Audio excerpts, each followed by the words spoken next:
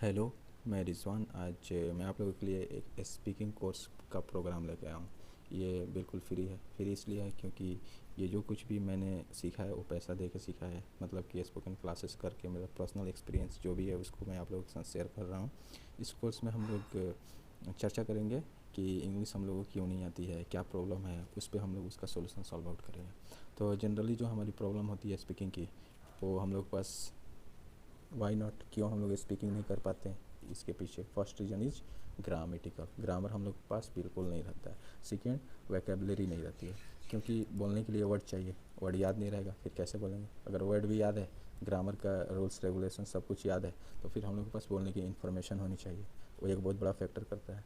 और third fourth बात जो है, वो हम लोग के पास इररिलेवेंट एडवाइस जो होती है इतनी ज़्यादा होती है कि हम लोग कोई एक प्लेटफॉर्म को फ्लो नहीं कर सकते हैं। जैसे कि कोई बोलेगा ये करो, इंग्लिश बोलने के लिए स्पोकन ज्वाइन कर लो। कोई बोलेगा तुम सिर्फ न्यूज़पेपर पढ़ो ना, सीख जाओगे। कोई कुछ बोलेगा, कोई कुछ बोलेगा। हम लोग क्या बढ़ जाते हैं, डिस्ट्रैक्ट हो जाते हैं।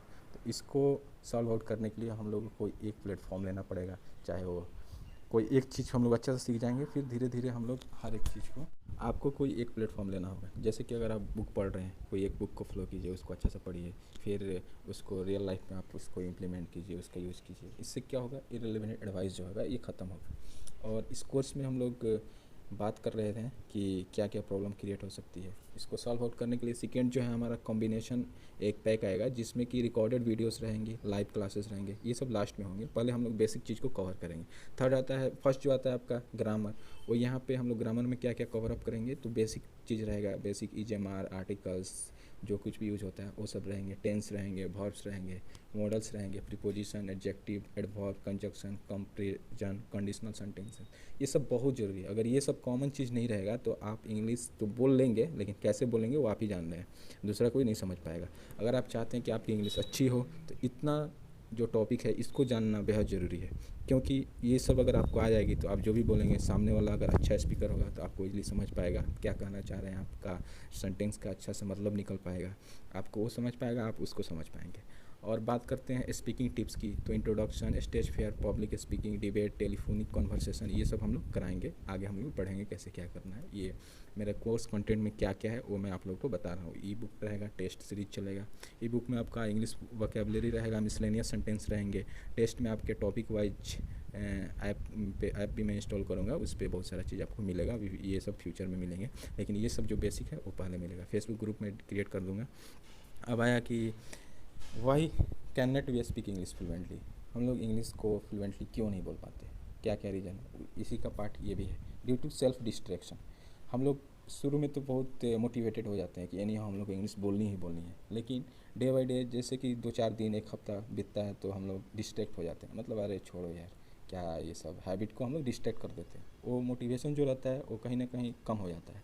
और सेकेंड जो है ग्रामर प्रॉब्लम। ऑल टॉपिक्स हम लोग, अगर ये जो जो भी टॉपिक्स हम कवर करेंगे, इसमें अगर आप अच्छा सा पढ़ लेंगे तो ग्रामर का प्रॉब्लम जो है वो सॉल्व आउट हो जाएगा। वो बेसिक वोकेबलरी हम पीडीएफ को फॉर्मेट में आप लोग को अपलोड करेंगे, साइट पे डाउनलोड करना है। उसमें जो भी रहेंगे ऐसे यूज़फुल वर्ड्स रहेंगे जो आपको डेली लाइफ में यूज होता हो।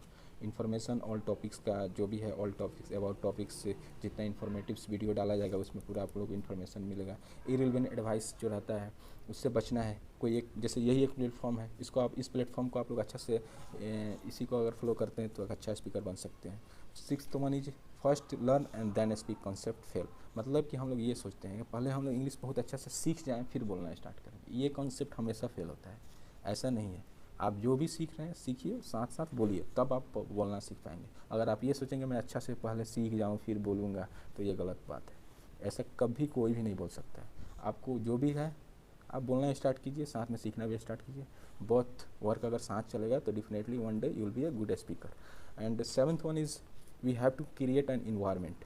इन्वायरमेंट क्रिएट करने के लिए अपना दोस्त कोई बना लीजिए जिससे आप कंफर्ट फील करते हो बात करने में, उससे बात कीजिए। सिर्फ आप घर में हैं, आपके छोटी बहन है, भाई है, उससे बात करना स्टार्ट कर दीजिए। बड़े लोग हैं जो आपको समझ रहे हैं कि बच्चा सीखने वाला है, उनसे भी थोड़ा बहुत बात करना स्टार्ट कर दीजिए। छोटा छोटा बच्चों को सजेशन देना स्टार्ट कर दीजिए, एडवाइस देना स्टार्ट कर दीजिए इंग्लिश में, जो आप कर सकते हैं उसको। ऐसे करने से क्या होगा कि आपका घर से ही इन्वायरमेंट क्रिएट स्टार्ट होना हो जाएगा। और एट्थ जो प्रॉब्लम है वो ये आती है कि हम लोग जनरली ये सोचते हैं, मैं यहाँ पे लिखा हूँ suffering from L K virus. LKK virus is dangerous, more dangerous to लोग क्या कहेंगे, that it is very dangerous to corona virus. लोग क्या कहेंगे, इसकी वजह से क्या होता है कि हम ये सोचते हैं लोग क्या कहेंगे, क्या सोचेंगे, ये सोचने के चक्कर में हम इंग्लिश क्या बहुत कुछ नहीं सीख पाते हैं, ना कुछ कर पाते हैं। तो इसको जो है वो दूर करना पड़ेगा। And ninth problem is believe level. हमेशा आप खुद में बिलीव करना पड़ेगा कि हाँ मैं बोल सकता हूँ, मैं बोलूँगा। अपने आप को डीमोटिवेट नहीं होने देना है, ये एक बहुत बड़ा फैक्टर है। इसको भी आप लोग ओवरकम इस पर भी होना है, जो कि बहुत ज़रूरी है। और 10th is very important, that is regular practice. अगर आपके लाइफ में रेगुलर प्रैक्टिस नहीं रहेगा तो कुछ दिन आपको लगेगा कि मेरी इंग्लिश बहुत अच्छी हो गई है, मैं बहुत अच्छा बोल ले रहा हूँ, लेकिन एंड ऑफ डेट क्या होगा कि आप जो भी सीखे रहेंगे सबको भूल जाएंगे और पहले जैसे थे वैसे ही हो जाएंगे, कुछ भी चेंजिंग नहीं होने वाली है। इसलिए आप लोगों को रेगुलर प्रैक्टिस करना है, ज़्यादा से ज़्यादा। अगर कम से कम 3 to 4 मंथ भी अगर आप कर देते हैं रेगुलर प्रैक्टिस, तो आपकी इंग्लिश इतनी अच्छी हो जाएगी कि आपको भूलने में बहुत सारा टाइम लगेगा। तो जो भी मोटिवेशन है उसको एटलीस्ट 3 मंथ्स और 4 मंथ कायम रखिए, आप जरूर इंग्लिश बोल पाएंगे और सीख पाएंगे। और मैं अब बात करने वाला जो हूँ वो ये है कि इंग्लिश क्या है, इंग्लिश क्यों इम्पोर्टेंट है, क्यों लोग आखिर इतना इंग्लिश पे इम्पोर्टेंस देते हैं, इसकी क्या ज़रूरत है। तो बात किया जाए तो व्हाट इज़ इंग्लिश। इंग्लिश जैसे math, science, history, political science, ये सब की तरह ये भी एक सब्जेक्ट है और कोई ज़्यादा कुछ नहीं है।